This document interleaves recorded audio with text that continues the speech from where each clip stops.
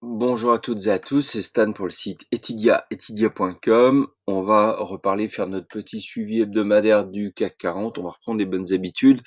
Sur le CAC 40, qu'est-ce qu'on constate? Vous voyez que par rapport au S&P, je tiens un discours très différent.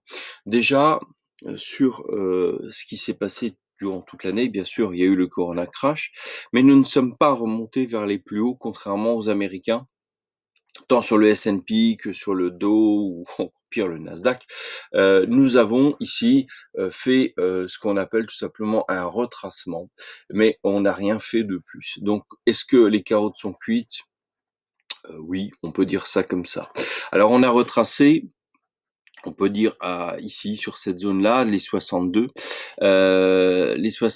et qu'est-ce qu'on fait depuis le mois de juin? On fait du range. D'accord? On fait du range, je vais enlever ça pour plus de lisibilité. On fait du range et on reste là-dedans. Donc qu'est-ce qu'on fait à partir de là? Moi personnellement, acheter, bof. On peut prendre un risque et acheter dans les zones bleues, dans la zone bleue ici, en pensant que ça va remonter, pourquoi pas? Parce qu'on va grappiller des choses. Ou alors, on parie, l'inverse, dès qu'on attaque cette zone-là, eh bien on vend pour racheter plus bas. Moi, je vous ferai observer quand même des choses. Déjà, là, les plus hauts sont de moins en moins hauts. Vous voyez ce que ça veut dire?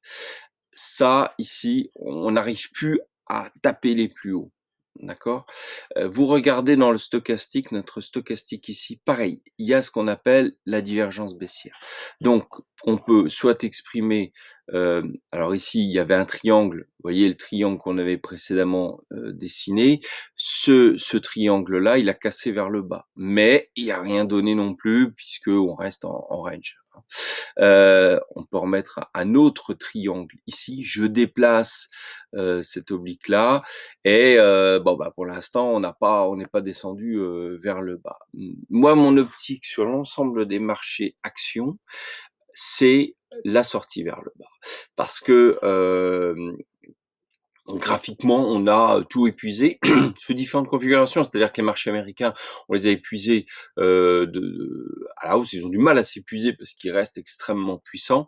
Les marchés européens et le DAX en fait partie également, ne parviennent plus.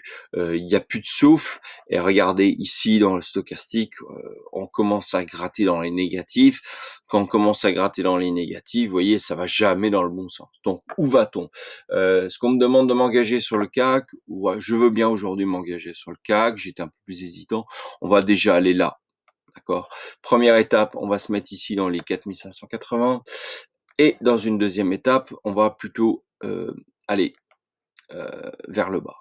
Ça, ce sera peut-être sur la fin de l'année, peut-être plus, enfin, ça mettra peut-être un peu plus de temps, mais en gros, disons que, allez, on va se matérialiser pour pas qu'on dise qu'on fasse une chute d'un coup.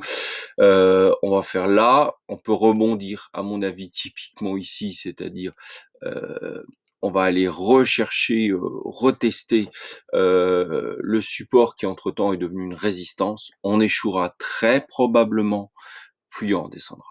Voilà ce qui va se passer a priori sur le CAC tel qu'il se configure aujourd'hui. Voilà. Eh bien, affaire à suivre la semaine prochaine. C'était Stan pour le site Etydia.